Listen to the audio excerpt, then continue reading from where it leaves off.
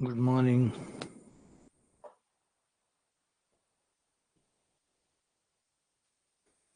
Very good morning. Good morning. Good morning. Very good morning.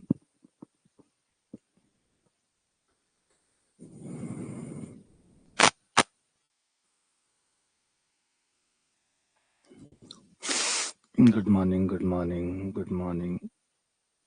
Radhe Radhe.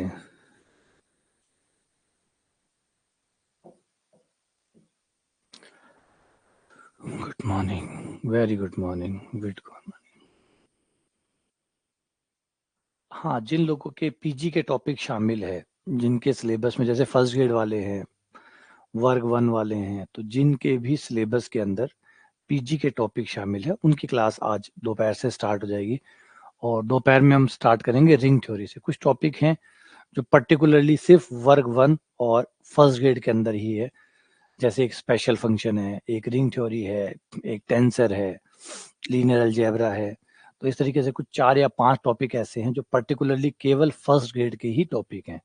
तो वो जो topic है उनको हम स्टार्ट कर रहे हैं और दोपहर की जो एक एक्स्ट्रा क्लास 2:30 बजे जो क्लास स्टार्ट होगी, उस क्लास में वो टॉपिक शुरू होंगे। वो वाले टॉपिक जो पर्टिकुलरली फर्स्ट ग्रेड के हैं, खाली फर्स्ट ग्रेड में ही है। 4-5 टॉपिक है ऐसे, जिसमें बता दें, एक तो है टेंसर एनालिसिस है, एक स्पेशल फंक्शन है, एक रिंग थ्योरी है और लीनियर अलजेब्रा है। बस ये 4-5 टॉपिक ही हैं, छोटे-छोटे टॉपिक हैं। कुछ 1-2 टॉपिक थोड़े बड़े ज़रूर हैं, लेकिन बाकी मोटा-मोटी सारे छोटे टॉपिक हैं। तो ये सारे टॉपिक जो है ये हम करेंगे, ठीक है? चलो स्टार्ट करते हैं आज का आंशिक अवकलन।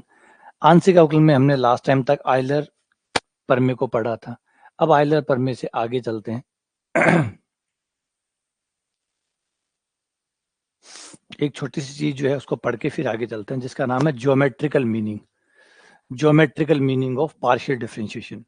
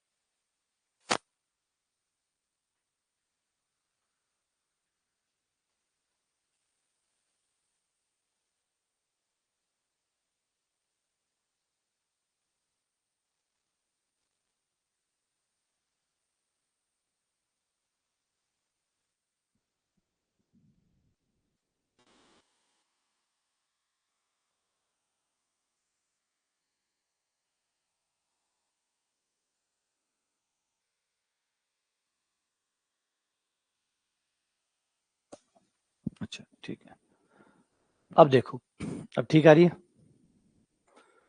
अब ठीक आ रही है? आ जाओ, फिर ठीक आ रही तो वापस। तो आज हम जो करने वाले हैं, पहले तो आगे भी हम करेंगे, पहला टॉपिक ये है कि आंशिक अवकलन का ज्यामितीय अर्थ क्या होता है। ज्यामितीय अर्थ का मतलब है ज्योमेट्रिकल मीनिंग, मतलब जो आप आंशिक अवकलन करते हैं किसी भी फंक्शन के दिए गए फलन के, तो वो जो आंशिक अवकलन आता है, एक्स के साथ आए या वाई के साथ आए, जो भी आंशिक अवकलन आपका आता है, उस आंशिक अवकलन का अर्थ क्या होता है, उसका मायना क्या होता है, इसका मतलब क्या होता है, वो क्या दर्शाता है। मान लीजिए आपने आंशिक अवकलन किया और आंशिक अवकलन एक्स के साथ आंशिक अवकलन किया, आपको 1/2 मिल गया या -1 मिल गया। क्या है ये -1? क्या है ये 1/2? क्या निकला? तो यही सिर्फ आंशिक अवकलन किया, -1/2 आ गया। कोई तो मायने होंगे इसके, कोई तो अर्थ होंगे, कोई तो सेंस होगा इसका कि ये है क्या, क्या बनाया है आपने। तो इसे समझने के लिए पहले हम एक पूर्ण अवकलन से स्टार्ट करते हैं। जब हम किसी का पूर्ण अवकलन करते हैं, मान लीजिए y बराबर fx है, एक चर का कोई फलन है। जब हम इसका अवकलन करते हैं, पहले दोनों का मतलब समझिएगा, बहुत इंपॉर्टेंट पार्ट है। ये बहुत बहुत जरूरी चीज है जो हम पढ़ने वाले हैं, क्योंकि इससे आपका जो इमेजिनेशन है आंशिक अवकलन के प्रति वो इंक्रीज होगा। आपको एक बात समझ में आएगी कि हम सिर्फ इक्वेशन इक्वेशन नहीं खेल रहे हैं। एक्चुअली जो भी आप यहाँ पढ़ रहे हैं, जो भी आप यहाँ कर रहे हैं, वो कहीं ना कहीं किसी ग्राफ के अंदर घटित भी हो रहा है।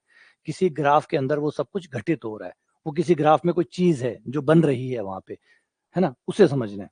तो मान लीजिए y बराबर एफ एक्स हमारा कोई कर्व है।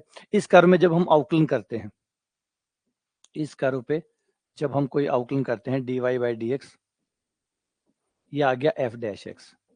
ठीक है, तो जब आप आउकलन करते हैं और आउकलन को किसी पॉइंट पर आप वैल्यू निकालते हैं, मान लीजिए कोई पॉइंट P है जिस पे आप वैल्यू निकाल रहे हैं,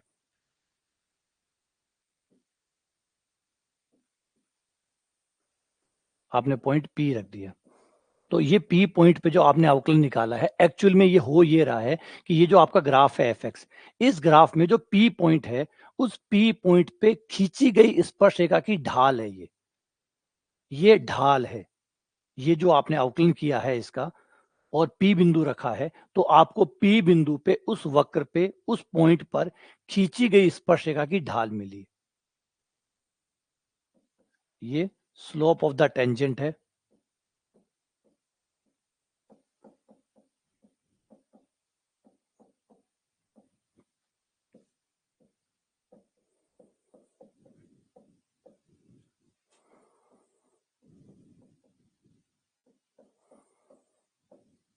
वक्र के बिंदु P पर जो P बिंदु है, उस P बिंदु पे आप स्पर्शरेखा खींचे, जो आपका वक्र है, जो आपको समीकरण दिया गया उसका वक्र बनाएं, और वक्र बनाने के बाद उसमें P बिंदु को इंगित करें, और वो जो P बिंदु है उस पर स्पर्शरेखा खींचे।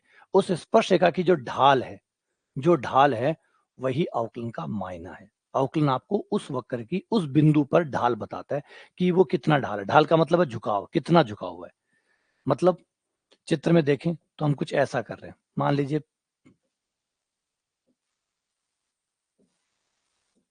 ये आपका कर्व है, इस कर्व में ये पॉइंट P है, तो आउकलन हमें क्या दे रहा है, जो आउकलन हमें दे रहा है वो हमें दे रहा है इस पॉइंट P पर अगर मैं स्पर्शरेखा ड्रॉ करता हूं,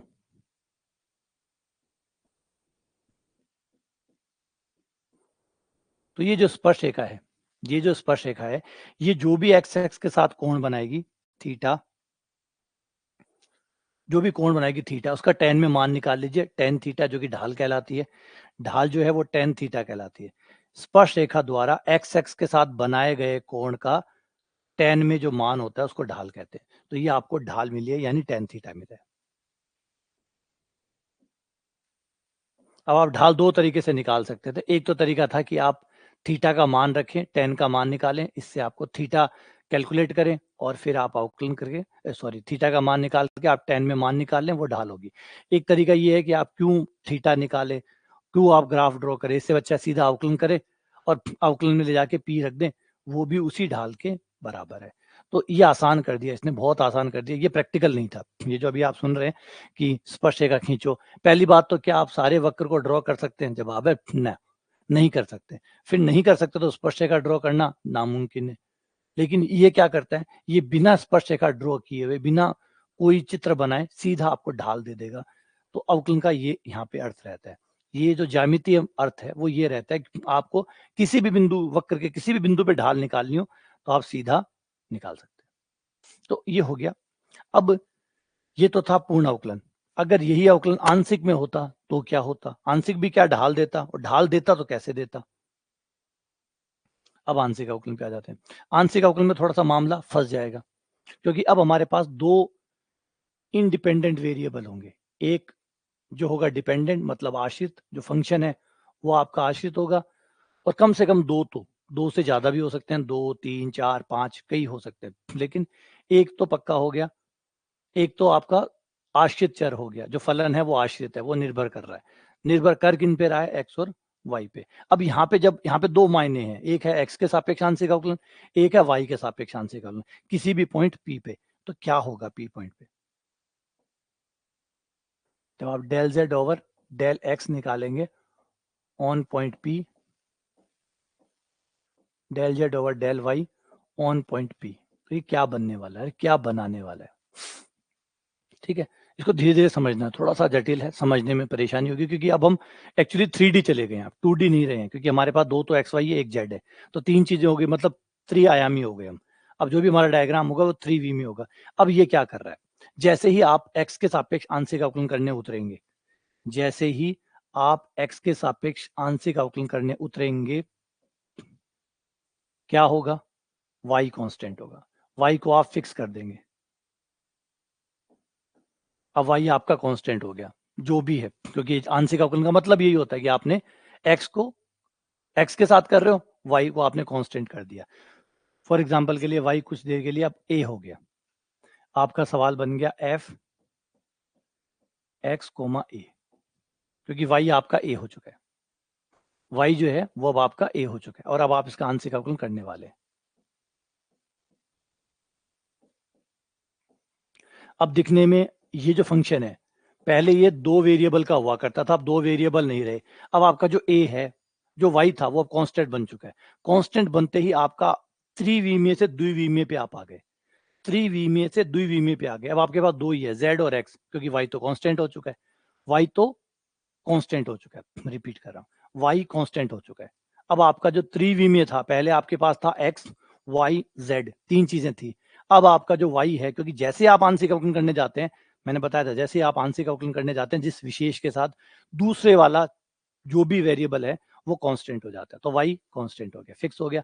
अब आपके पास दो ही है, एक है z और एक है x। ये वैसे ही बन गया जैसे आपका शुरुआत वाला था, ये वही बन गया वापस से, दो ही चीजें, एक x और एक y, ये y की जगह z हो गया बस। अब ये यहाँ पे क्या दर्शा रहा है? ये दर्शा रहा है कि जो P बिंदु होगा, अब आप P बिंदु पे अवकलन का मान निकालेंगे,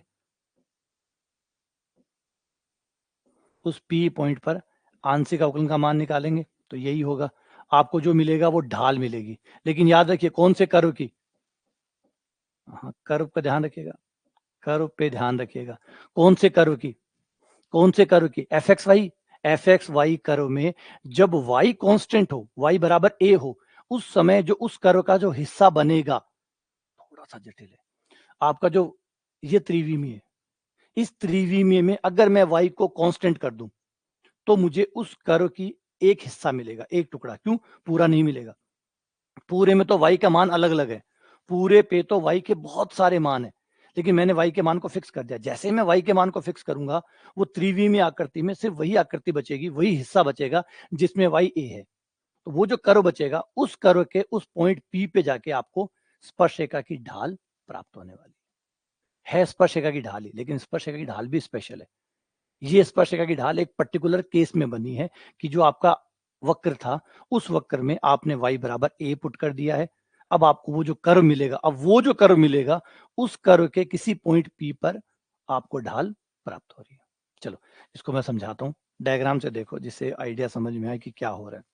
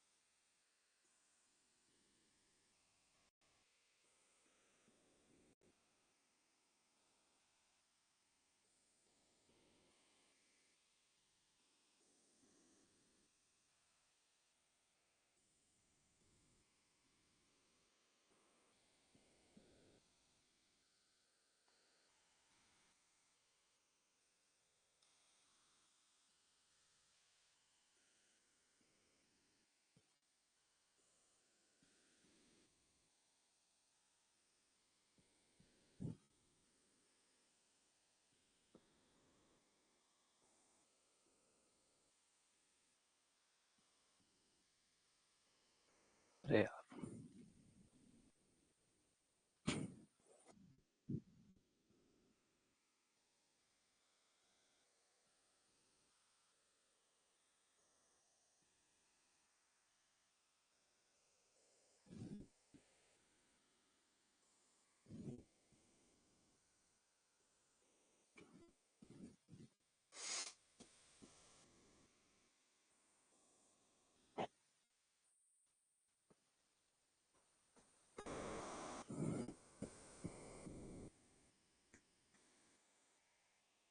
हाँ, स्लोप है, स्पेशल स्लोप है।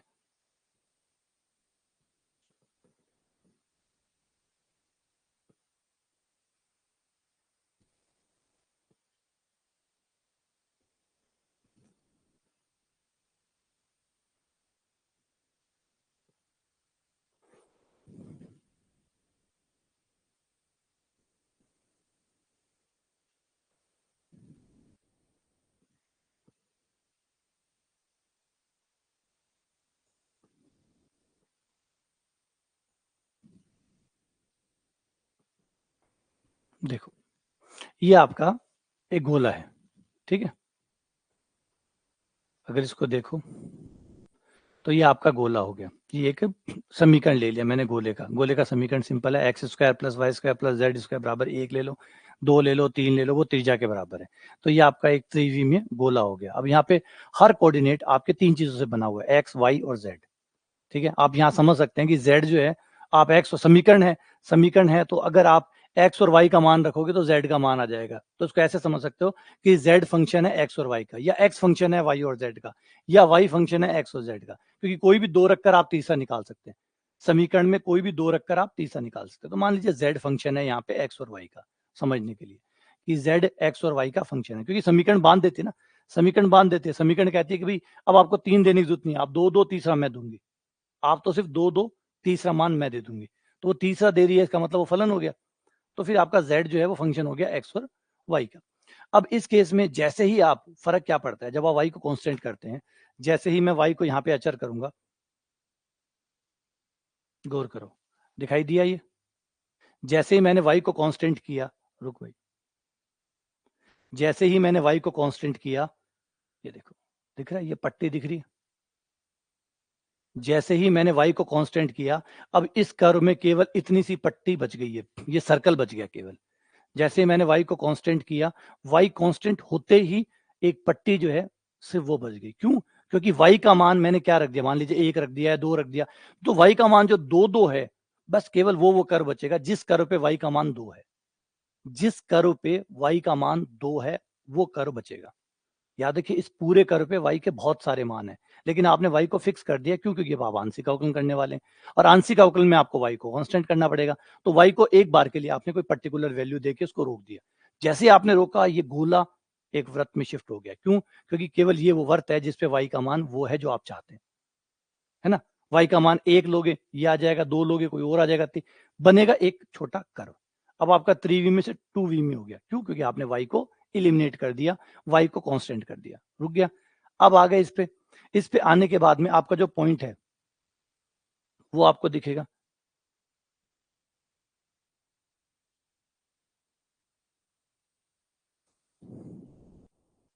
ये रहा वो पॉइंट, ये आपका पॉइंट है, दिख रहा है? ये पॉइंट आ गया, ये पी पॉइंट है।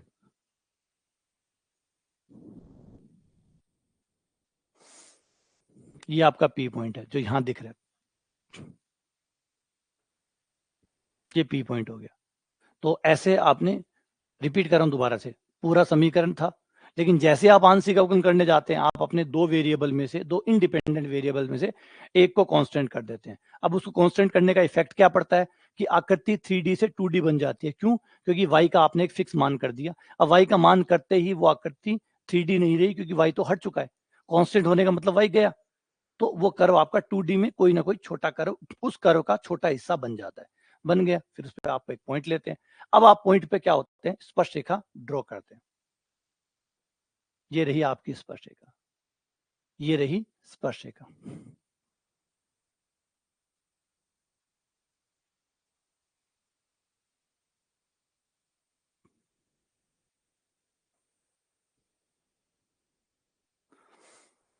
ये इस पॉइंट पे स्पर्शक, यही आंशिक अवकलन है। ये है z का x के सापेक्ष आंशिक अवकलन पॉइंट P पर, जब y का मान आप इतना लेते हो, क्योंकि y का मान अगर आप कांस्टेंट तो कर ही रहे हो, y बराबर कांस्टेंट है, लेकिन कांस्टेंट में भी तो अलग अलग हो सकता है ना, y बराबर 1, y बराबर 2, y बराबर 1.2, 1.3, तो इस तरीके से जो भी आप y कांस्टेंट करेंगे उससे इसका मान बदलता रहेगा, लेकिन रहेगा y कांस्टेंट है, लेकिन कांस्टेंट में भी तो वेरी कर सकता है। कांस्टेंट में आप 1.2 ले सकते हो, 1.3 ले सकते हो, 1.4 ले सकते हो, अलग अलग ले सकते हो। ऐसी चीज आप अगर x के साथ उल्टा चलें, x को कांस्टेंट करें, तो आपको एक दूसरा कर्व प्राप्त होगा। ये देखो, इस कर्व में जो ये ऑरेंज वाला कर्व है, इस कर्व में मैंने x को कांस्टेंट कर दिया, x को मैंने रोक दिया, x को मैंने रोक दिया, इसमें मैंने x को रोका है, y को नहीं रोका, x का मान फिक्स कर दिया, x बराबर 1 या 2 या 3 या 4, जो भी x का मान फिक्स किया, तो ये मेरा, ये यहाँ ये मत पकड़ के बैठने की, वर्त ही बनेगा, वर्त बनना जरूरी नहीं है, कुछ भी बने, उस कर्व का एक हिस्सा बनेगा, एक टुकड़ा बनेगा खाली। वो टुकड़ा भी कौन सा, जहां पे वो x का मान एग्जिस्ट करता है, वही x का मान, जैसे x का मान आपने 1 रख दिया, तो इस कर्व पे जहां जहां पे भी x का मान 1 है, उनका कर्व बन जाएगा। जहां जहां पे भी इस गोले के ऊपर जहां भी x का मान 1 है, उसका कर्व बन जाएगा। ये वाला वो हो गया जहां पर y का मान 1 है, ये फिक्स हो गया। अब ये फिक्स होने के बाद में आपने खेला अगला खेल, फिर अगला हिस्सा शुरू हुआ कि भाई ये फिक्स हो गया, अब आपने x फिक्स कर दिया, अब आपसे स्लोप ये रही आपकी स्पर्शिका। देखिए दोनों स्पर्शिकाओं में क्या फर्क है, दोनों स्पर्शिकाओं में क्या फर्क है, ध्यान से देखो, वो उस कर्व की स्पर्शिका है और ये इस कर्व के, दोनों सेम पॉइंट पर खींची गई है ना, दोनों एक ही पॉइंट पर खींची गई है, लेकिन फिर भी अंतर है। अंतर क्या है, एक ब्लू वाले कर्व की है और एक ऑरेंज वाले, और यहाँ पे दो संभावनाएं हैं, क्योंकि 3D आकृति है, 3D आकृति होने की वजह से उस पॉइंट पर, उस कर्व पे, इस कर्व पे, ये आपका ये वाला जो हिस्सा है, ये है आपका del Z over del X, और ये है आपका del Z over del Y. इन रेखाओं की जो ढाल है वो del Z over del X, del Z over del Y, ये आपको मिल जाएगा। तो ये इस तरीके से आपका जो ज्योमेट्री मीनिंग है वो इस तरीके से काम करता है। अगर आप देखें, दोबारा से दिखाता हूं मैं चीजों को थोड़ा सा,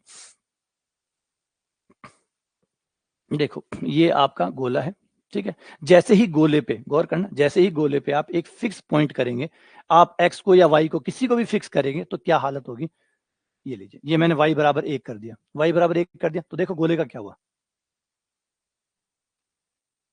ये देखो गोले का ये हुआ, दोबारा इसको देखना, ये गोला है, जैसे ही मैं y बराबर 1 करूंगा, गोले का इतना सा ही हिस्सा बचेगा, सिर्फ इतना सा हिस्सा ही बचेगा, क्योंकि इतने से हिस्से पे ही y बराबर 1 है, पूरे गोले पे y बराबर 1 नहीं है, पूरे गोले पे y के कई मान है, लेकिन हमने क्या किया, हमने कहा मुझे तो y बराबर 1 वाला कर्व चाहिए, तो जैसे आपने y को कांस्टेंट किया, तो वो जो y का मान है वो उस गोले पे जहां जहां है उतना उतना कर्व बच गया, बाकी कर्व हट गया। समझे, जो आपने पहली लाइन लिखी थी, जब हम कहते हैं y कांस्टेंट कर रहे हैं, y कांस्टेंट करने का इफेक्ट चित्र में क्या पड़ रहा होगा वो देखो, जैसे आपने y कांस्टेंट किया, आपके सारे कर्व में से बाकी सारे हट गए, सिर्फ वो जो y का मान था जहां पे वो y बराबर 1 था, वो पॉइंट्स बच गए, और उन पॉइंट से जो कर्व बना वो ये, ठीक है। ऐसे ही अगर आप दूसरे वाला देखें, अगर मैं x को कांस्टेंट करूं, ये रहा मेरा गोला, और इसमें मैंने x को कांस्टेंट करने वाला हूं, ये बना, अब ये देखो, ये है वो, और ये है, ये कर्व बना जब y बराबर कांस्टेंट लिया, ये तब बना जब x बराबर कांस्टेंट लिया, दिख रहे होंगे एक जैसे नहीं है, रात दिन का अंतर है दोनों में, देखो ये रहा,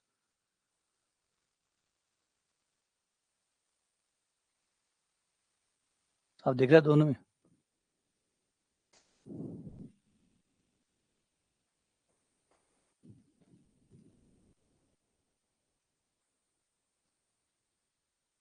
दोनों एक दूसरे के परपेंडिकुलर है 90 डिग्री पे, ठीक है। अब आपने वो पॉइंट P को, ये आपका P पॉइंट आ गया,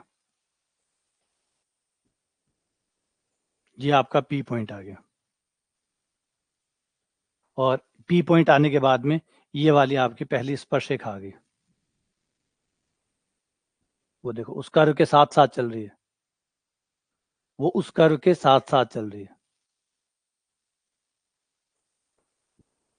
और ये दूसरे वाले की स्पर्शिका।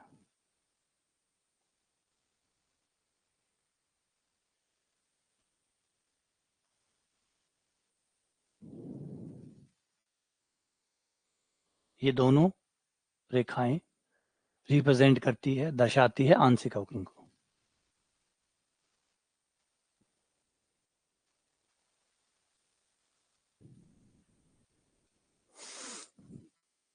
तो ये है हमारा आंशिक अवकलन। ये आपको मिलता है जब कोई भी फलन का आप आंशिक अवकलन करते हैं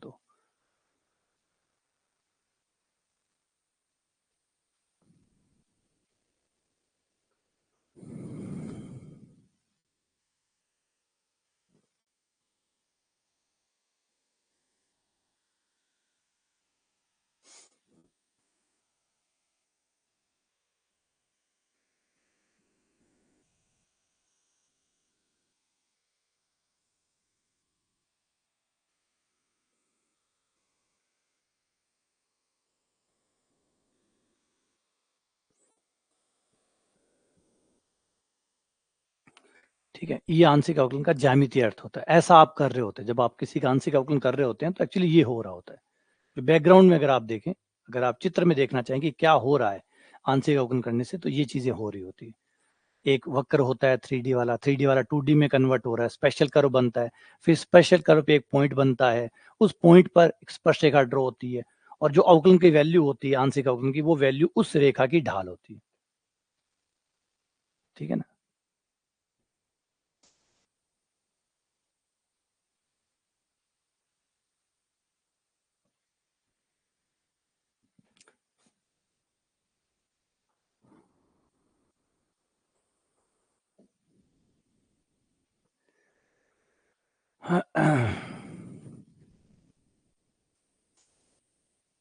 ये आपके आंशिक अवकलन आ गए।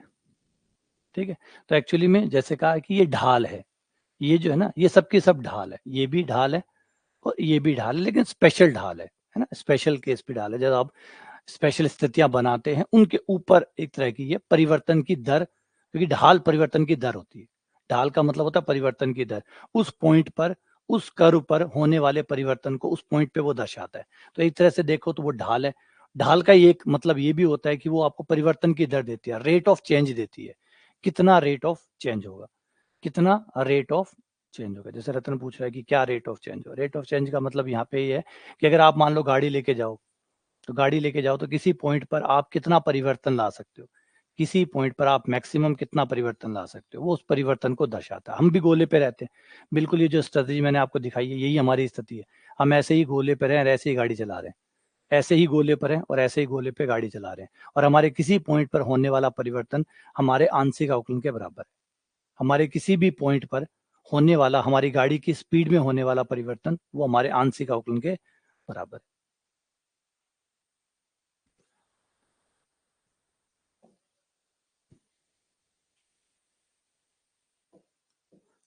आगे है हमारा संयुक्त फलन।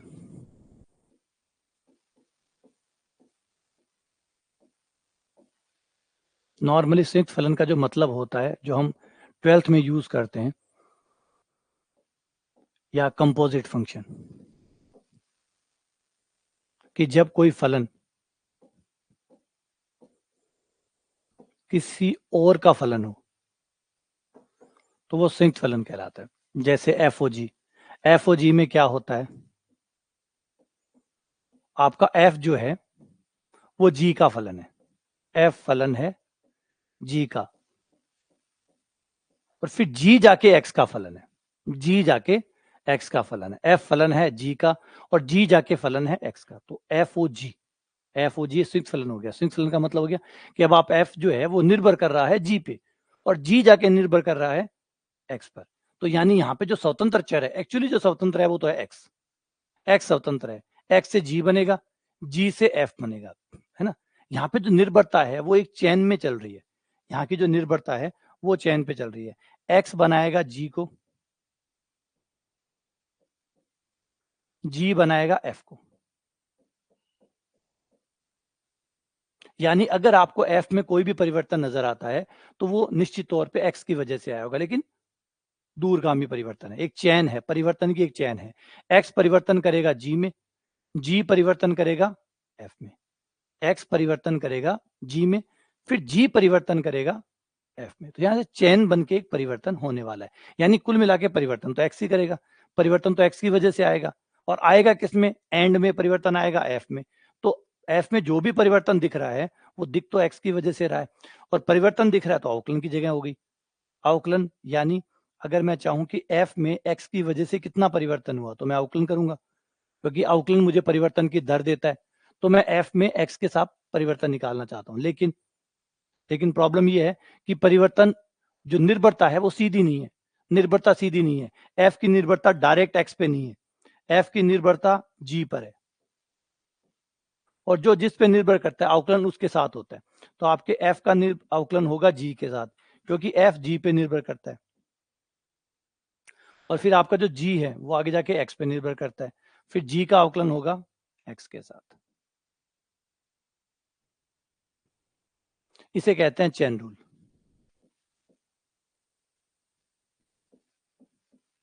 चेन रूल या श्रृंखला नियम सिंपल रूल है, ज्यादा कॉम्प्लिकेटेड नहीं है, ऐसी चीजें आपने बहुत पहले भी की हुई है।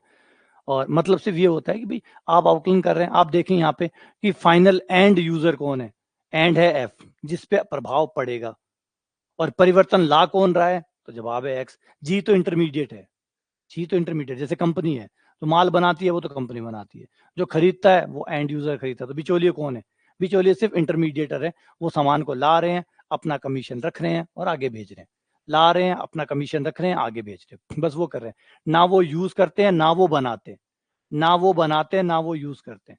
शुरुआत होती है कंपनी से, पहुंचता है एंड यूजर के पास, ये चल रहा है। अगर ऊपर से कुछ भी परिवर्तन होगा तो वो नीचे तक जाएगा ही जाएगा। कंपनी की कॉस्ट बढ़ गई, कंपनी में कोई भी चीज होगी तो उसका सीधा का सीधा इम्पैक्ट बीच वालों पे कुछ नहीं पड़ेगा, बीच वालों का सबका 2% है, या कोई 1% लेके बैठा है, कोई 5% लेके बैठा है, वो तो जो आएगा उसमें 5% जोड़ेगा और आगे सप्लाई कर देगा, 5% लेगा और आगे सप्लाई कर देगा, ये लगातार चलता रहेगा।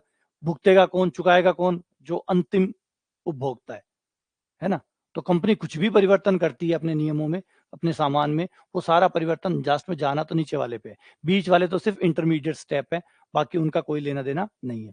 तो सेम यही है कि एफ पे इम्पैक्ट तो एफ पे पड़ेगा, परिवर्तन एफ में आएगा, और आया किसकी वजह से होगा, एक्स में। अगर मैं एक्स के मान को थोड़ा सा भी बदल दूं, मैंने थोड़ी सी वैल्यू बढ़ा दी सामान की, तो वैल्यू बढ़ाते मेरा अगला जो है जिसको मैं सामान पहुंचा रहा हूँ वो भी, वो उसको तो 5% चाहिए, उसका क्या मतलब है कितने का है, उसमें वो 5% जोड़ेगा और आगे सप्लाई कर देगा, फिर वो 5% जोड़ेगा, 2% जोड़ेगा, वो आगे सप्लाई कर देगा, चलता चलता लास्ट में वो उस आदमी तक पहुंचेगा। ठीक है, तो ये आपका df over dx, df over dx में आपको चेन बनानी पड़ेगी, क्योंकि आप एफ जो है उसमें परिवर्तन आएगा जी की वजह से, क्योंकि जी परिवर्तन देगा तो एफ में आएगा, फिर जी में जो परिवर्तन आएगा वो एक्स की वजह से आएगा। तो इस तरीके से एक चैन आपके पास तैयार होती है, और एक अवकलन गुणा दूसरा अवकलन गुणा तीसरा अवकलन एंड डैश डैश करके आप पूरा अवकलन कंप्लीट करते हैं। अगर आपका फलन और भी है, और भी लंबी चैन है, तो भी कोई दिक्कत नहीं, फॉलो ऐसे ही होगा। मान लीजिए एफ जी का फलन है, जी एच का फलन है, अगर कुछ इस तरीके से है, एफ जी का फलन है, जी एच का फलन है, तो भी वही अवकलन, क्योंकि यहाँ पे फर्स्ट कौन है, निर्भरता किस पे है, एफ पे, स्वतंत्र कौन है, एक्स, तो यहाँ पे वही रहेगा, डीएफ ओवर डीएक्स रहेगा। तो चैन वैसे ही बनेगी, एफ का अवकलन होगा जी के साथ, जी का होगा एच के साथ, और एच का होगा एक्स के साथ। इसे श्रृंखला नियम या चैन रूल कहते हैं, श्रृंखला नियम या चैन रूल कहते हैं। ये आपने किए हुए हैं, ये आपने 12th क्लास में जब आप नॉर्मली पढ़ते हैं अवकलन तो आप यही करते हैं, अनजाने अनजाने में सही, लेकिन करते यही है। एग्जाम्पल ले लो कि कैसे आपने किया है।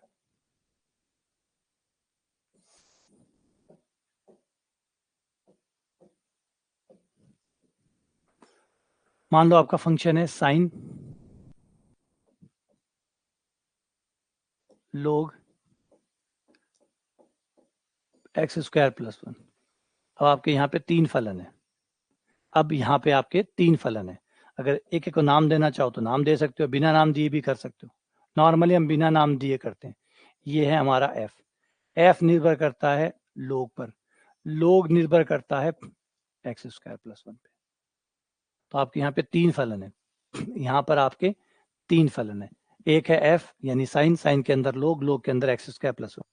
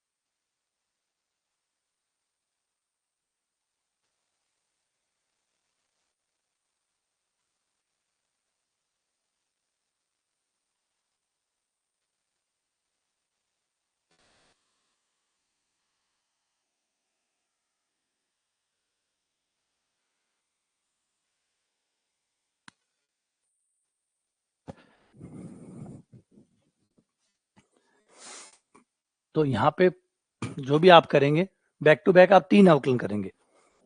यहाँ पहले आप f का करेंगे जो कि g के साथ होगा, फिर g का करेंगे जो कि h का होगा, और h का करेंगे जो कि x के साथ होगा।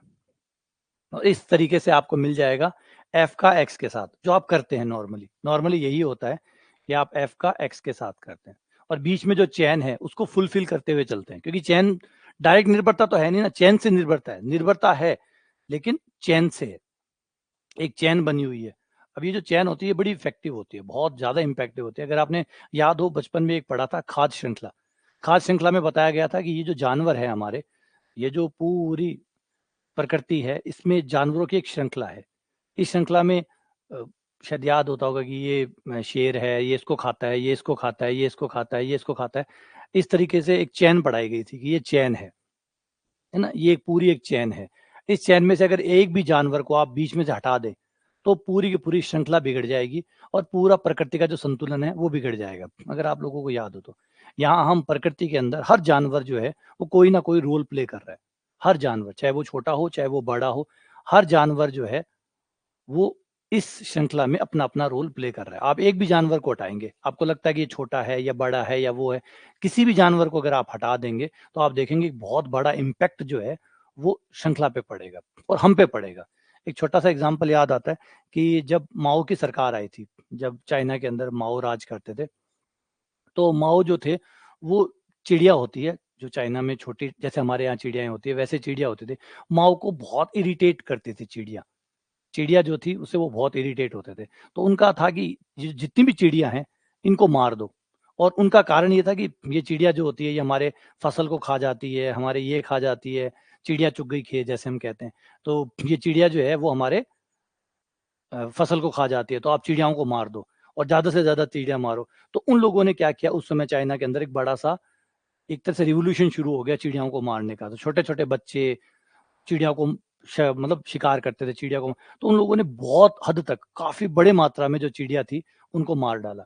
अब माओ को नहीं पता था कि ये खाद्य श्रृंखला है, इससे छेड़खानी करना मतलब बद से बदतर हालात करना। तो उन्होंने चिड़ियाओं को बहुत बड़े स्तर पे उनको मारा। अब मारने की वजह से क्या हुआ, चैन बिगड़ी। चैन बिगड़ी क्योंकि वो कोई ना कोई काम कर रही थी। ये तो आप जानते ही, हद खास श्रृंखला में सब कुछ कोई ना कोई कुछ कर रहा है, आपको पता हो या ना पता हो काम तो कर रहा है। माओ को पता या ना पता हो काम तो कर रहा है। अब उन्होंने ये किया कि वो जो चिड़िया थी जब वो दाना चुगती थी तो छोटे छोटे जो कीड़े होते थे, जो बैक्टीरियाज होते थे, वो उनको भी खाती थी। तो इस वजह से जो मिट्टी थी उसकी गुणवत्ता बनी रहती थी, और मिट्टी की गुणवत्ता बने रहने से फसल अच्छी होती थी, फसल अच्छी होती थी वाष्पोत्सर्जन होता था, उससे बारिश अच्छी होती थी। तो ये सब एक चैन जुड़ी हुई थी। तो उन्होंने जब ऐसा किया तो मामला बिगड़ गया। मामला बिगड़ गया तो बैक्टीरिया ज्यादा हो गए, वो फसल को उगने नहीं देते थे, फसल टिकती नहीं थी, फसल नहीं टिकती थी तो बारिश अच्छी नहीं होती थी, और बारिश अच्छी नहीं होती तो फसल दोबारा अच्छी नहीं होती थी। तो एक चैन चला, और इतना भयंकर चैन चला कि अगले 3 या 4 सालों तक एक भयंकर बड़ा जो है वो अकाल पड़ा, और उसमें लगभग 2 करोड़ लोग जो है वो मारे गए। इतनी तो चिड़िया नहीं मारी थी जितने लोग मरे, इतनी चिड़िया उन्होंने नहीं मारी थी जितने लोग मरे। तो इम्पोर्टेंट पार्ट ये है कि श्रृंखला इतनी गहरी है, इतनी गहरे तरीके से जुड़ी हुई है हमारे यहाँ पे, कि अगर आप किसी को भी, एक को भी एलिमिनेट करने की कोशिश करेंगे तो पूरा का पूरा तंत्र बिगाड़ लेंगे।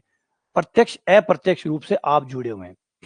ये जो पूरी पढ़ते हैं ना, जैसे एक शंकराचार्य का एक सिद्धांत आता है जिसको कहते हैं अद्वैत सिद्धांत।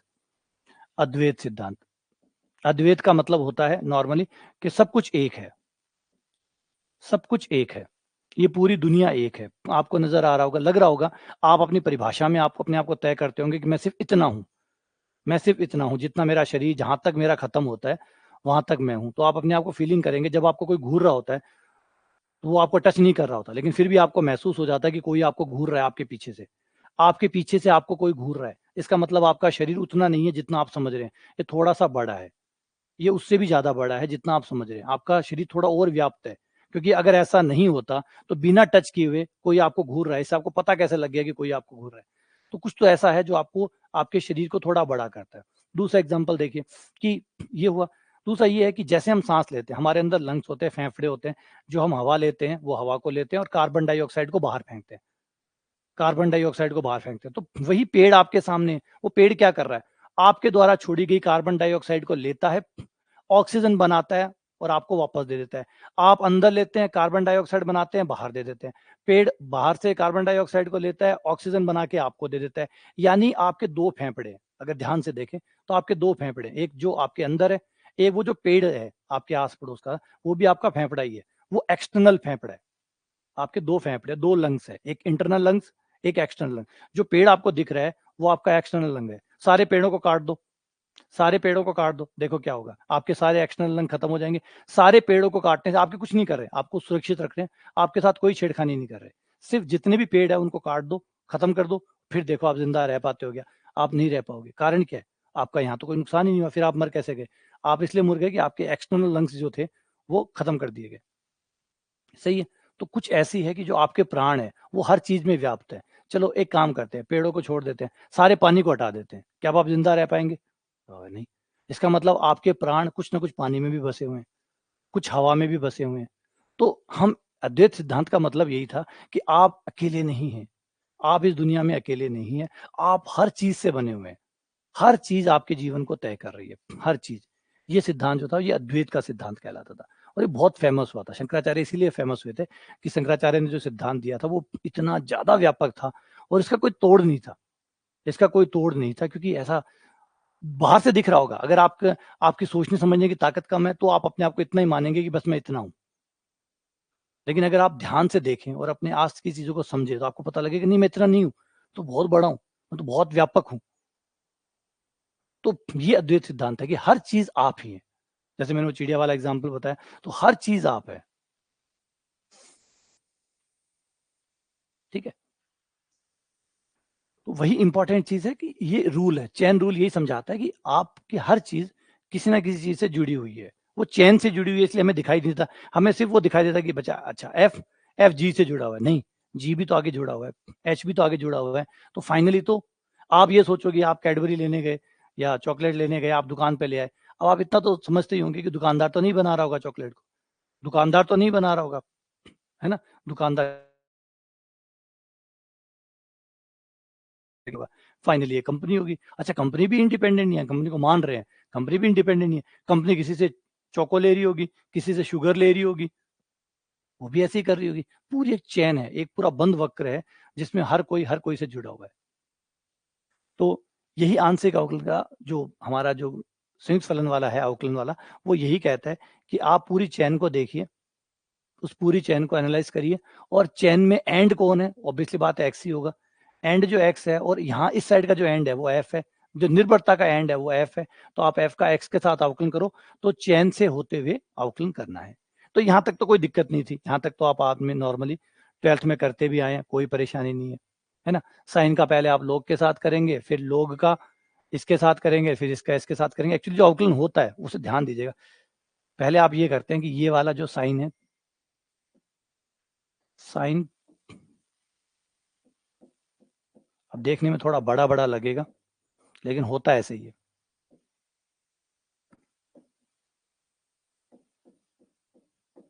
पहले आप इसके साथ कर रहे हैं, इनटू लोग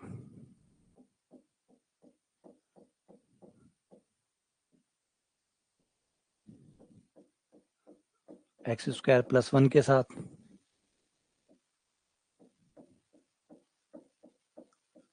और फिर ये हम इनको छोटे छोटे नाम दे देते हैं, इस वजह से ये हमें दिखता नहीं है, लेकिन एक्चुअली में ऐसा होता है।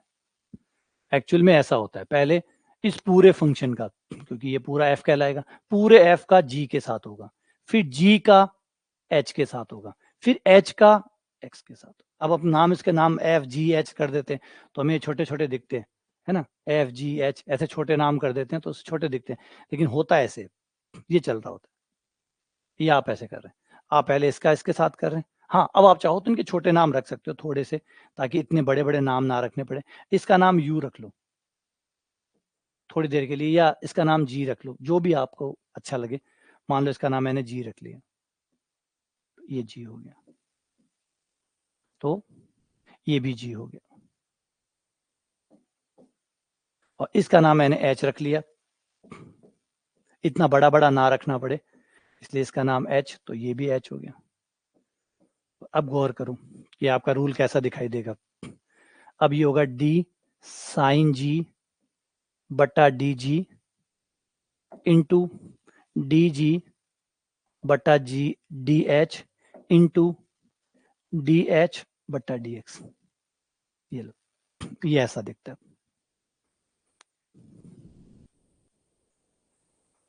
तो ये ऐसे आपका चलता है, तो ये होता वही है, चैन रूल वही है, लेकिन क्या होता है, पूरे स्टैंडर्ड तरीके से हम नहीं पढ़ते और पढ़ाया भी नहीं जाता। क्यों नहीं पढ़ाया जाता, उसका कारण सिर्फ यही है कि बच्चे को समझ में आए, ये ज़्यादा इंपॉर्टेंट है। ज़्यादा ये इंपॉर्टेंट नहीं है कि थोड़ा कॉम्प्लिकेटेड करा जाए, स्टैंडर्ड तरीके से बताया जाए। स्टैंडर्ड तरीका थोड़ा सा सही होता है, वो ज़्यादा सही होता है, लेकिन वो सरल नहीं होता। स्टैंडर्ड जो तरीका होता है, जो अभी ये वाला यूज़ किया है, ये स्टैंडर्ड तरीका है, लेकिन ये इतना कंफर्टेबल नहीं है, समझने में दुविधाजनक है। जैसे डॉक्टर है, डॉक्टर अगर अपने स्टैंडर्ड वर्ड्स यूज करे मरीज के सामने कि आपको लाइकोसाइकोपीडिया हो गया है, या ये वाला हो गया है, या लुकमेनिया हो गया है, अगर ऐसे वर्ड डॉक्टर यूज करे मरीज के सामने, तो मरीज सोचता रहेगा ये क्या, ये कौन सी बीमारी है ना। तो वो डॉक्टर के बोला ना, क्यों को नहीं, खाली थारे बदहजमी होगी, थारे पेट खराब हो गयो, थारे बुखार हो रही है ना, थारा पेट में प्रॉब्लम है। बस ऐसे शब्दों का वो इस्तेमाल करता है, बात उस बात को सरल भाषा में कहता है, इस भाषा में, ताकि मरीज को समझ में आ जाए। तो बस वही चीज है, स्टैंडर्ड नाम। अच्छा, जब भी डॉक्टर से डॉक्टर बैठेगा, जब भी एक्सपर्ट बैठेंगे, तब तो वो वैसी बातें करेंगे उसी वर्ड में जो मेडिकल टर्म्स है। लेकिन जब लोकल के साथ बैठते हैं, जो सामान्य है कि भाई इसकी समझ सामान्य है, तो सामान्य समझ में आप ऐसे वर्ड यूज नहीं कर सकते, तब आप बहुत सरल वर्ड्स का यूज करते हो, है ना। तो वही कारण है। तो अब आप कॉलेज में आ गए हो, अब आपके साथ आप एक्सपर्ट हैं, अब आप लोगों के साथ सरल वर्ड यूज नहीं किए जा सकते। 12th में तो आप ठीक थे, 11th 12th में आपका मिच्योरिटी लेवल कम था, अब आप बड़े लेवल पे आ गए, तो आप समझ सकते हैं कि ये होता कैसे, इस तरीके से एक चैन आपकी चलती है। अब ये हमारी चीज जो है, इसे आगे चलते हैं और मानते हैं कि हमारा फलन ऐसे क्यों, दो फलनों पे भी तो डिपेंड कर सकता है। हमारा फलन ऐसे ही क्यों, एफ हमेशा सिर्फ जी पे ही निर्भर करे, यही क्यों,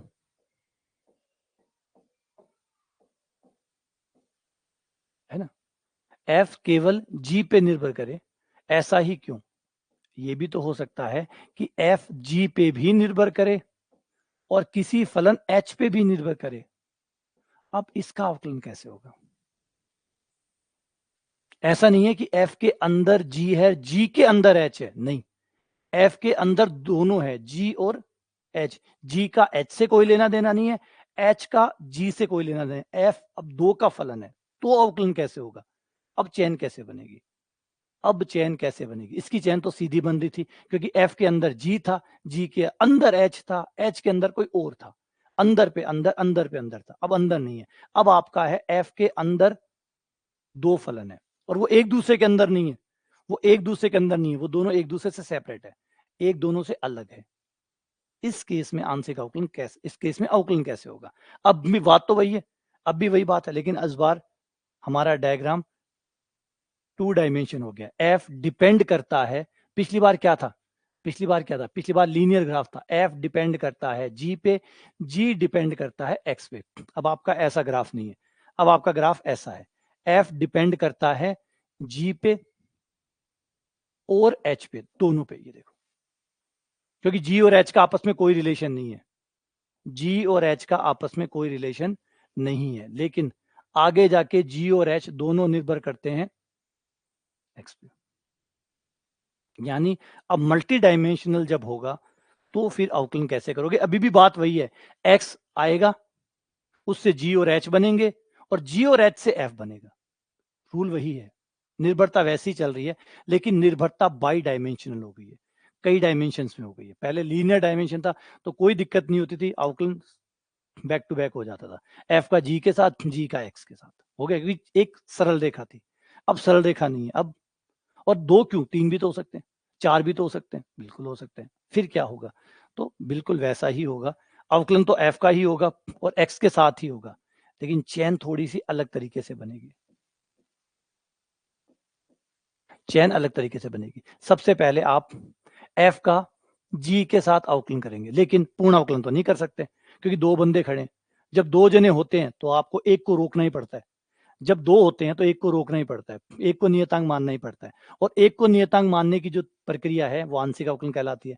तो ये देखो, एफ का जी के साथ आंशिक अवकलन। आंशिक अवकलन का क्या मतलब था, यही तो था, एक को रोक दिया जाए, एक को रोक दिया जाए, क्योंकि रोकना तो पड़ेगा। अगर आप जी की तरफ जा रहे हैं तो आपको एच को रोकना ही पड़ेगा, एच की तरफ आप नहीं जा रहे हैं, एच में परिवर्तन नहीं कर रहे हैं, आप जी में परिवर्तन कर रहे हैं, तो आंशिक अवकलन नहीं होता। ये एक के साथ परिवर्तन करना, दूसरे को रोकना, ये आंशिक ही होता है। हो गए, अब जी तक आ गए आप, जी पे आने के बाद आप एक्स पे चले जाओ, जी से एक्स पे चले जाओ, यहाँ पूरा अवकलन कर दो, कोई दिक्कत नहीं है। क्यों, क्योंकि जी कोई दो का फलन थोड़ी है, जी तो एक का ही फलन है, जी केवल एक्स का ही फलन है, और कोई है ही नहीं यहाँ पे। तो ये पूर्ण अवकलन हो गया। यहाँ आंशिक क्यों किया और यहाँ पूर्ण क्यों किया, यहाँ आंशिक यहाँ किया क्योंकि यहाँ दो ऑप्शन थे, एक को चुप कराना पड़ेगा, एक को चुप कराना पड़ेगा, तो आंशिक अवकलन नहीं है जो चुप कराता है कि चुप हो जा, शांत हो जा, कांस्टेंट हो जा, चला गया। फिर यहाँ चुप कराने की जरूरत ही नहीं थी, क्योंकि यहाँ एक ही था, जी एक्स के साथ हो गया, इनटू ये हो गया। अब ये भी तो हो सकता था, दूसरा भी तो ऑप्शन हो सकता था कि एच को चुप कराएं,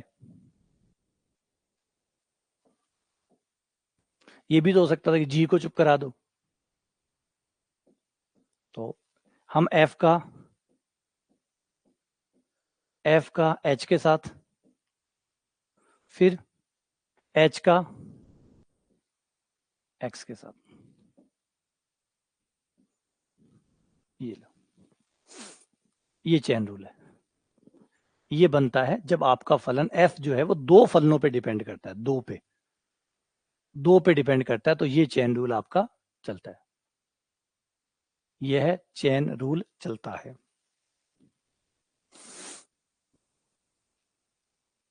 क्लियर है, आया समझ में। ठीक है, अब इस चेन रूल को एक और लेवल पे ले चलते हैं, मामला अंदर से अंदर बढ़ाते चले जाते हैं, और अंदर की तरफ मामले को और बढ़ाते हैं। कैसे, अभी हमने कहा था एफ जी का और एच का फलन है, लेकिन जी जो है वो दो का फलन है, एक्स और वाई का, और एच फलन है एक्स कोमा वाई का। अब हमने एक तरह से मामले को और बढ़ा दिया, एफ फलन था जी और एच का, और जी और एच भी खाली एक्स के नहीं बल्कि एक्स और वाई के हैं। अब क्या होगा, अब अब चेन कुछ ऐसी दिखेगी, एफ डिपेंड करता है जी पर और एच पर, और आपके जी और एच आगे जाके डिपेंड करते हैं दो पर, एक्स पर और वाई पर।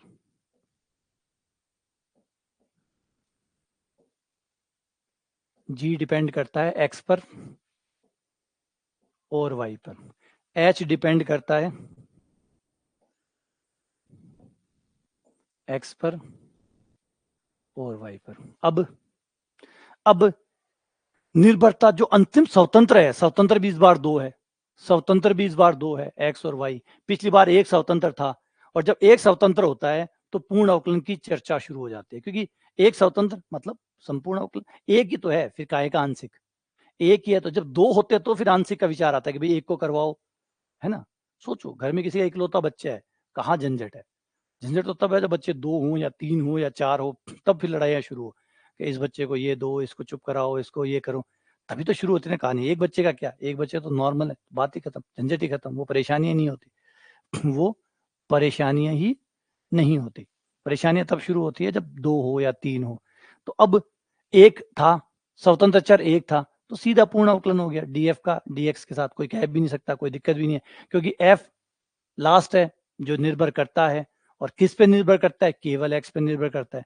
तो अब यहाँ पे आप पूर्ण अवकलन नहीं मांग सकते, यहाँ पे पूर्ण नहीं मांग सकते, क्योंकि लास्ट में डिपेंडेंसी दो पर है, स्वतंत्र चर भी दो है, एक x है एक y है।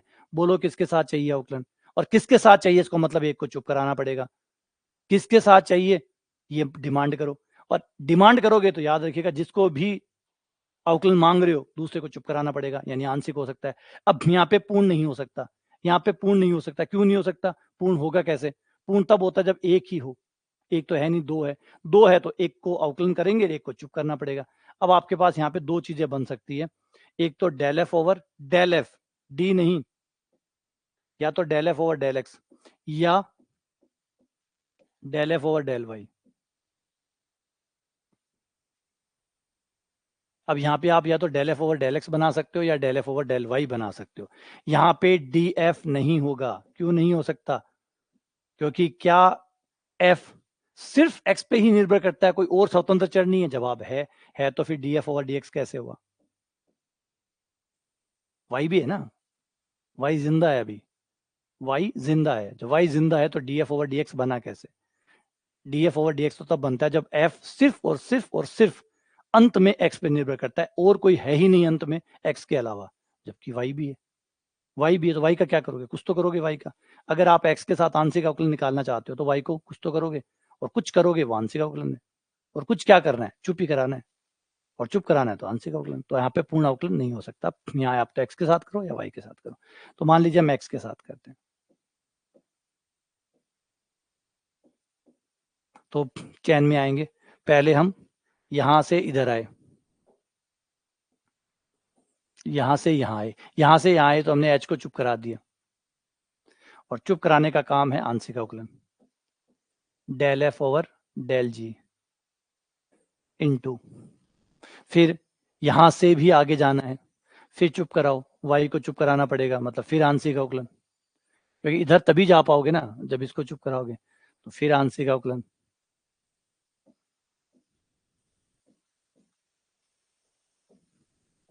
प्लस, डन, हो गया। अब इधर से आ जाओ दूसरी चैन से, अगर दूसरी चैन से आए, तो अगर मैं एच की तरफ जा रहा हूं तो मुझे जी का तो कुछ करना ही पड़ेगा, और जी का जो करना पड़ेगा उसी का नाम आंशिक अवकलन है। फिर एच से मैं आगे एक्स की तरफ जाऊं, जो मुझे जाना है, एक्स की तरफ जाऊं तो मुझे वाई को चुप कराना पड़ेगा, तो आंशिक अवकलन। तो आंशिक अवकलन का मतलब यही है कि आपने कुछ को चुप करवाया है, और बिना चुप कराए आप जा नहीं सकते, बिना चुप करवाए जा नहीं सकते। तो इसमें देखो सबके सब आंशिक है, तो सबके सब आंशिक क्यों आए हैं, कारण समझो।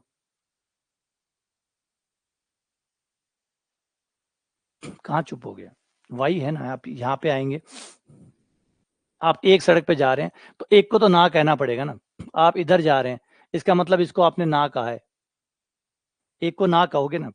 अगर मान लीजिए एक रोड पे आप खड़े हैं, वहां से दो रोड जा रही है, तो दो रोड जा रही है, तो एक को आपको हाँ कहना होगा और एक को आपको ना कहना होगा, तो एक को हाँ और एक को ना, यही तो आंशिक अवकलन है। एक ही रोड हो, कोई हाँ ना नहीं, वो इकलौता है, वो पूर्ण हो गया। लेकिन जब दो रोड हो तो एक को हाँ कहना होता है और एक को ना कहना होता है, हाँ और ना कहोगे तो यही आंशिक अवकलन है, एक को हाँ कहा है एक को ना कहा है, मतलब एक को चर माना है और एक को अचर माना है, तो ये आंशिक अवकलन है।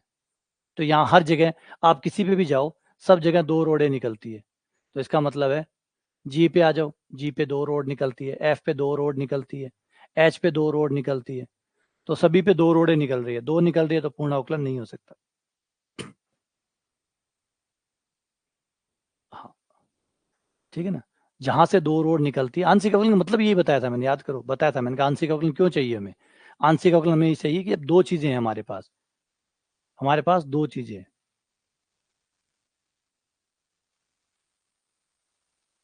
ये जो ना, ये वाला, यहाँ पे आपने y del F over del x निकाला, इसका मतलब आपने कहा कि वाई कांस्टेंट है ना, वाई कांस्टेंट है। तो यहाँ पे आ जाओ, ये जब आप निकालोगे तो इसमें क्या होगा, वाई कांस्टेंट होगा। तो पूर्ण अवकलन हो कैसे सकता है, जब दूसरा चर विद्यमान है तो फिर पूर्ण अवकलन कैसे होगा। जब दो चर विद्यमान है और आप एक के साथ कर रहे हैं, तो एक तो नाराज होगा ना, या तो उसको पहले से बुढ़ाओ, समझाओ भी नहीं कि भाई रोड़ा ना करी, पहले इन दे दूं, है ना। जिसके दो बच्चे हैं वो इस चीजों को समझते होंगे। दो बच्चे जब होते हैं तो आप एक को चुप कराते हैं, तू रहने दे, पहले तू ये ले ले, थोड़ी देर ये खेल लेगा, फिर तू खेल लेना, ये कर लेना। तो बस यही है, एक को चुप कराए बिना दूसरे को आप कुछ भी दे नहीं सकते। एक को पहले विश्वास में लेना होता है, पहले एक को कॉन्फिडेंस में लेना होता है कि तेरे साथ भी भला ही होगा, जो भी होगा अच्छा होगा, फिर दूसरे के साथ आप कुछ भी करिए, लेकिन पहले को विश्वास में लेकर, वरना दोनों मात जाए, दोनों भयंकर मात जाए, शायद जोर का मात जाए, पूछो मत। हाँ, जिसके है उसको पता है। नहीं, दो जना ऐसी शान ले हुए, पूछो मत, फिर दोनों बिगड़ जाए। तो पहले एक ने विश्वास मत लो, है ना। घर में दो बच्चे हों किसी के भी, वो समझ सकता है, और खासकर ज्यादा करीब बच्चे हों, ज्यादा गैप ना हो उम्र में, देखो फिर आपको एक को विश्वास में लेके ही दूसरे को कंट्रोल करना होता है।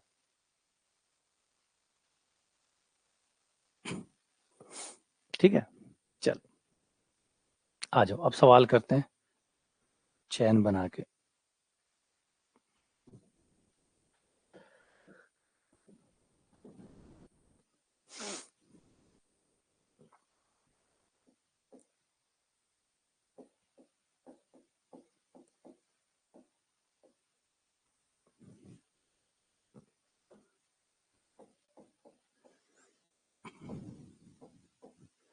X y square, x square Y,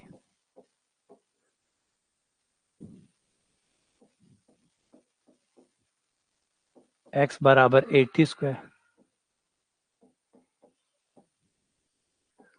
Y बराबर 280।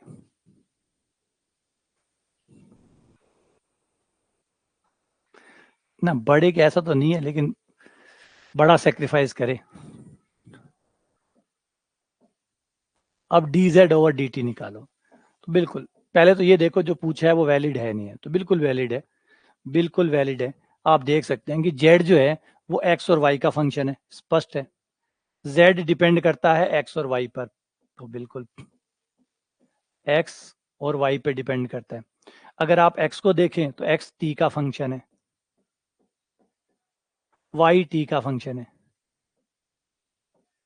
एक्स टी का फंक्शन है, वाई टी का फंक्शन है। तो बिल्कुल सब कुछ एकदम सही है ना, एकदम सही है। जेड निर्भर करता है एक्स और वाई पर, और एक्स और वाई आगे जाके निर्भर करते हैं टी पर। तो अगर ये D x over d T मांग रहा है तो कोई गलत नहीं मांग रहा, क्योंकि स्वतंत्र चर सिर्फ एक है, वो है टी, और आश्रित चर जेड है। आश्रित चर तो एक ही होता है, वैसे दो होंगे भी नहीं, वो तो लास्ट वाला एक ही होगा। तो D Z over d T.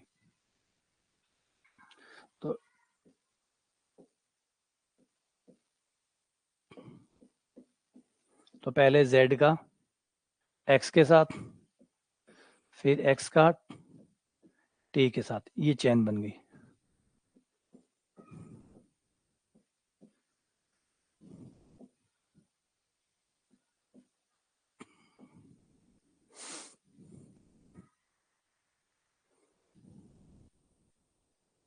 हाँ, अब हमें एक एक करके चारों मान यहां से लेके आने। सबसे पहले ये ले आओ, del Z over del x, x के साथ अवकलन करेंगे तो ये आ गया वाई स्क्वायर प्लस 2xy।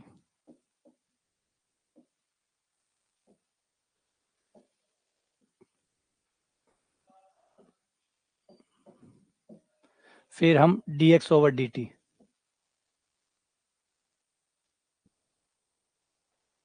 ये आ गया 280। फिर प्लस अगला है हमारा del Z over del y, इसका वाई के साथ कर दूं, वाई के साथ करोगे तो 2xy plus x square. Into d y over d t, ये आ गया 2 है। ये सारे हमने मान रख दिए, del Z over del x का मान, del Z over del y का मान, d x over d t का मान, d y over d t का मान। अब चाहो तो एक्स वाई को विलोप कर सकते हो, सारे को टी में ले आओ चाहो तो, क्योंकि एक्स वाई का मान है आपके पास, तो चाहो तो पूरे सवाल को टी में ले आओ ताकि सुंदर लगे। वाई की जगह रख दो 280, तो ये हो गया 4a² T square plus 2 x का मान 80² वाई का मान 280 प्लस 2 इंटू एक्स का मान 80² वाई का मान 280 प्लस x² मतलब a² टी की पावर 4 और 2a। सारे ब्रैकेट्स को खोल लो, तो हो जाएगा 8a³ t³ प्लस 2 दूनी 4, 4 दूनी 8, 8a³ टी की पावर 4।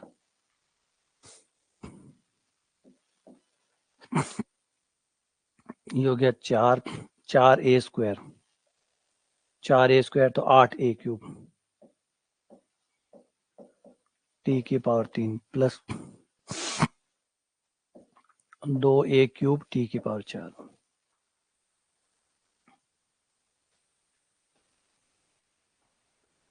और ये हो गया हमारा 8 और 8 16, और ये हो गया 10।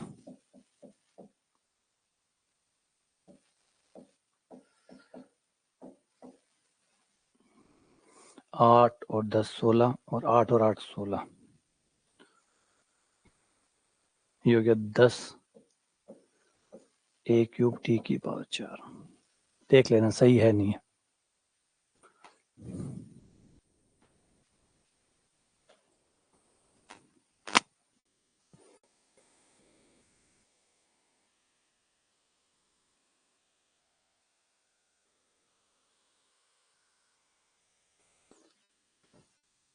सही है, ठीक है, ये आपका हो गया।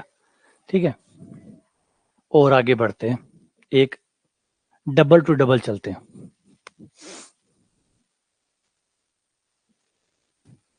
एक डबल से डबल पे चलते हैं।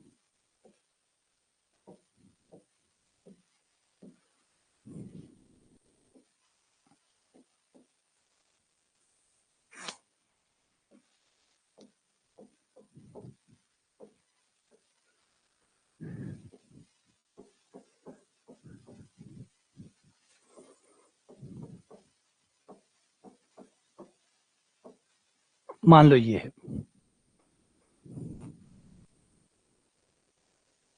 हाँ कर सकते हैं, वो डिपेंड करता है कि क्या आता है।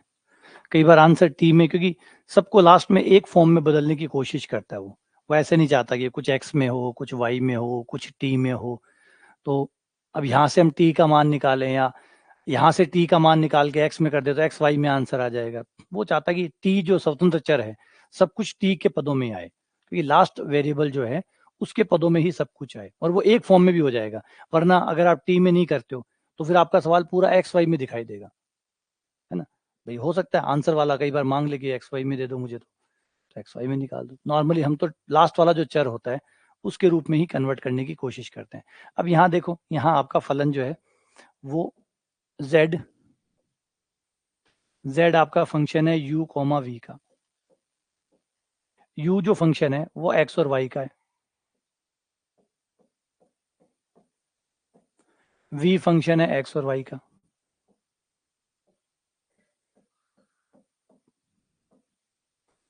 v फंक्शन है एक्स वाई का। अब यहाँ पे चेंज जो चलेगी वो इस तरीके से चलेगी कि z फंक्शन है u और v का,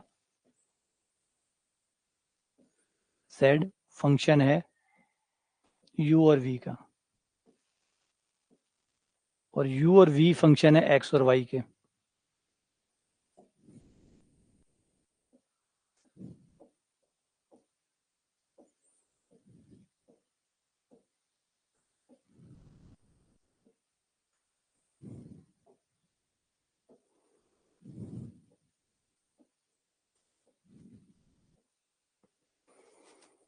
ये आपका चैन है।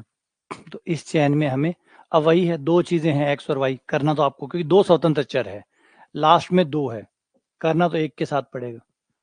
हाँ, बारी बारी से दोनों कर सकते हो, बारी बारी से दोनों कर सकते हो, लेकिन एक साथ दोनों नहीं कर सकते। बारी बारी से कर सकते हो, एक बार एक्स के साथ निकाल लो रुक के, फिर वाई के साथ निकाल लो, अब एक साथ थोड़ी हो सकता है ना।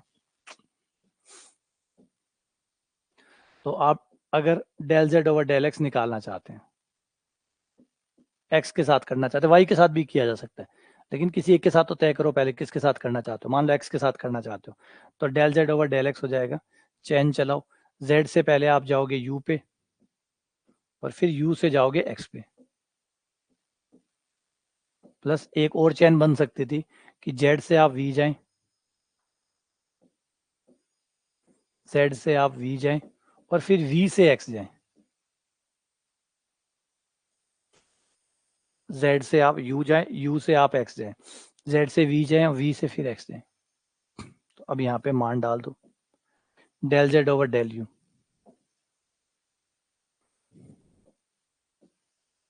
यू के साथ अवकलन करोगे तो 2u प्लस 2v, और फिर u का x के साथ, u का x के साथ करोगे तो y आ गया, प्लस फिर z का v के साथ करोगे तो 2u आ जाएगा, इनटू v का x के साथ, v का x के साथ करेंगे तो 2x आ जाएगा।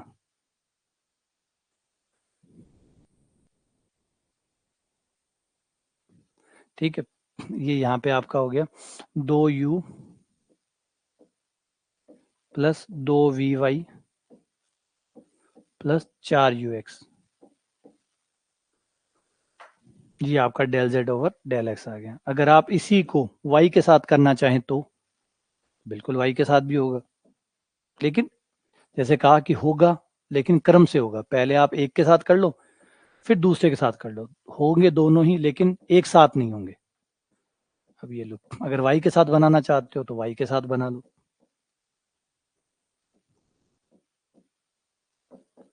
ये y के साथ बन गया, चैन रूल y के साथ बन जाएगा, चैन रूल x के साथ बन जाएगा, लेकिन अलग अलग बनेंगे, है ना, दोनों में से एक के साथ ही बनेगा एक बार में, तो आप दोनों बना सकते हैं। और हमेशा कहता भी रहता हूँ कि एक बहुत इंपॉर्टेंट चीज़ है, बहुत एक कमाल की चीज़ है, वो है जब भी आप क्लास में आए, जब भी आप क्लास में आए, पहले कुछ पढ़ के आए, पहले कुछ पढ़ के आए, ये थोड़ी सी आदत डाल लें और देखिए क्लास इतनी इफेक्टिव हो जाएगी, इतनी अच्छी क्लास हो जाएगी आप लोगों की, कि आप महसूस करेंगे कि बाकी एक नॉर्मल बच्चा जो बिना पढ़े सीधा क्लास में आता है। देखिए दोनों के लिए लागू होता है, ये टीचर्स के लिए भी लागू होता है और स्टूडेंट के भी लागू होता है। बेस्ट टीचर वो है जो क्लास में जाने से पहले पढ़ के जाता है। बेस्ट टीचर वो है जो क्लास में जाने से पहले, चाहे वो कितना भी 50 साल से पढ़ाता हो, 40 साल 50 साल से भी पढ़ाता हो, लेकिन क्लास में अगर वो जाते समय पढ़ के जाता है, वो बहुत इंपैक्टफुल होता है। टीचर के लिए भी ये रूल लागू होता है, एज ए स्टूडेंट के लिए भी ये रूल लागू होता है कि जो स्टूडेंट क्लास के अंदर जाने से पहले पढ़ के जाते हैं, उन्हें चीजें ज्यादा अच्छे से समझ में आती है, क्योंकि उसे पता होता है कि क्या चल रहा है, क्या हो रहा है। हर चीज बोलने से पहले उसने एक टुकड़ा पहले पढ़ा हुआ होता है, उसका एक हिस्सा वो पहले पढ़ के आया हुआ होता है, तो उसे पता होता है कि क्या चल रहा है, हो क्या रहा है, क्या पढ़ाने वाले हैं, क्या बताने वाले हैं, तो उसमें से और अच्छे से चीजें क्लियर होती है। तो ये जो चीज है ना, इसको यूज करिए, सीधा क्लास में आएंगे, समझ में आएगा, कोई दो राय नहीं है। लेकिन आप कभी ये फर्क नहीं समझ पा रहे हैं कि कितना बड़ा फर्क है। आप टीचर्स में भी देख लो, बहुत बड़ा फर्क इस बात का आता है। एक टीचर क्लास में आता है, कुछ भी पढ़ा रहा है, कुछ भी चला रहा है, जो मन में आ रहा है, उसके जो दिमाग में आ रहा है वो डाले जा रहा है, वो रैंडमली कुछ भी पढ़ा रहा है, इसलिए वो टिक नहीं रहा। और एक बोझ होता है जो एकदम पूरा सिस्टमेटिकली आता है कि आज मुझे इतना पढ़ाना है, आज मुझे ये पढ़ाना है, आज मुझे इस चीज पे गौर करना है, वो जो तैयारी करके आता है, उसकी रात दिन का फर्क नजर आएगा क्लास के अंदर। बीएड में क्या सिखाया जाता है, यही तो सिखाया जाता है कि आप अपना जो लेक्चर है, आप अपनी जो क्लास है, उसको प्लान करके जाएंगे कि आज आप क्या पढ़ाने वाले हैं। और इवन वो तो पूरा प्लान करवाते होंगे आपसे कि बच्चों से क्या पूछना है, कहाँ आपको पूछना है, कहाँ आपको बताना है, क्योंकि वो बहुत इम्पैक्ट डाल देता है। पढ़ाने की कला भी बेहतर हो जाती है, और जो मैंने कहा स्टूडेंट के तौर पे देखें तो उसके लिए वो अच्छा हो जाता है, उसे पता होता है कि क्या पढ़ा रहे हैं, क्या बता रहे हैं, क्या बोल रहे हैं, ये क्या है। तो दिक्कत नम हो जाती है, मतलब ज्यादा इफेक्टिवनेस जो है वो बढ़ जाती है। तो करके देखिएगा, करना भी चाहिए।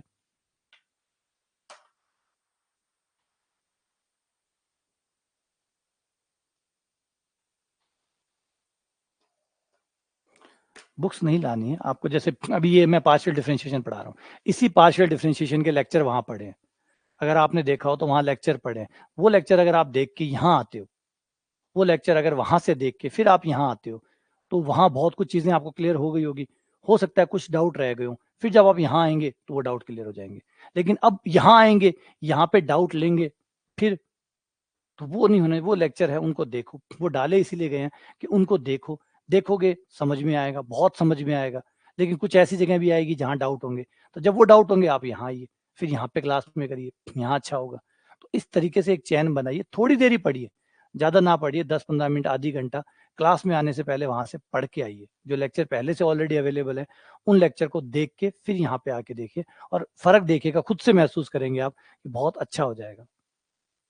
बहुत बड़ा फ़र्क पड़ता है, बहुत अच्छे से चीज़ें क्लियर होती है, बहुत ज़्यादा। ऐसा लगता है कि मैं दूसरी क्लास चल रहा है, मेरा रिवीजन चल रहा है। आपको ऐसा लगेगा मेरा रिवीजन चल रहा है, मैं पढ़ तो चुका हूँ, बस अब यहाँ पे रिवाइज़ कर रहा हूँ। तो आपका एक ही कोर्स 2 बार हो रहा है, ऐसे फीलिंग आएगी। ठीक है ना? करके देखिए, बाकी आपकी मर्ज़ी है, आप जैसा चाहें। करना चाहिए, मेरी राय यही है। अगर आपको एक अच्छा स्टूडेंट बनना है और एक अच्छा रिजल्ट क्रिएट करना है, तो आपको कुछ अलग करना होगा, कुछ बेहतर करना होगा, कुछ ऐसा करना होगा जो ज़्यादा इफ़ेक्टिव हो। है ना? पढ़ते तो सभी हैं, हर कोई पढ़ रहा है, कौन नहीं पढ़ रहा? आप जाके मिलिए, सब पढ़ रहे हैं। प्रॉब्लम क्या है? इफेक्टिवनेस की है। किसकी पढ़ाई कितनी इफेक्टिव है, इसी बात है। दवाइयाँ सारे डॉक्टर देते हैं, लेकिन हम कहते हैं ये बड़ा डॉक्टर है, ये छोटा डॉक्टर है, किस बात का है? क्योंकि उसकी दवाइयाँ ज़्यादा इफेक्टिव है। तो खेल सारा इफेक्टिवनेस का है। पढ़ तो हर कोई 8-8 घंटे रहा होगा, कोई 10-10 घंटे पढ़ रहा होगा, लेकिन 8-10 घंटे में कितना इफेक्टिव है पढ़ाई, वो महत्वपूर्ण होती है। काउंटिंग मायने नहीं रखती कि 8 घंटे पढ़ रहे हैं। कोई 3 घंटे पढ़ के भी इतना इफेक्टिव हो सकता है, वो 8 घंटे वाला भी ना हो, है ना?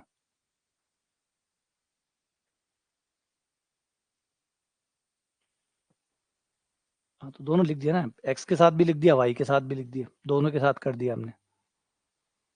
ठीक है, चलो मिलते हैं आप लोगों से अगले लेक्चर में।